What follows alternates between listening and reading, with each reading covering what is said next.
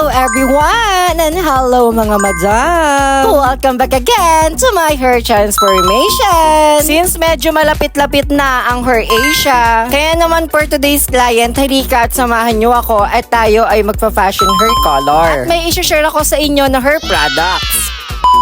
So, bali itong mga nakikita nyong to, ito yung tinutukoy ko sa inyo na hair products na gagamitin natin dito sa ating pagpa-fashion hair color. Para safe yung hair ng ating client, ay lalagyan ko nitong U-band make na parang style band protector or balancer. Napaka-importante nito sa buhok, lalo na sa ganitong klaseng chemical procedure. Bali ito ang mag-handle sa buhok para hindi agad mag-rubberize, para maibabad natin sa tamang oras, at the same time ay makuha natin ang level ng pagka-bleach sa target nating hair color. Bali this time ay nilagyan ko ito ng hair treatment, which is the U-Keratin hair treatment. Importanteng merong hair treatment since dumaan ito sa bleach. And after 5 hours sa aming chemical procedure ay ito na ngayon yung buhok ng ating client ngayon. Bali ang aming target color ay may pagka-ash tone na may pagka parang platinum blonde. So kung gusto mo ng ganitong klaseng hair color, what are you waiting for?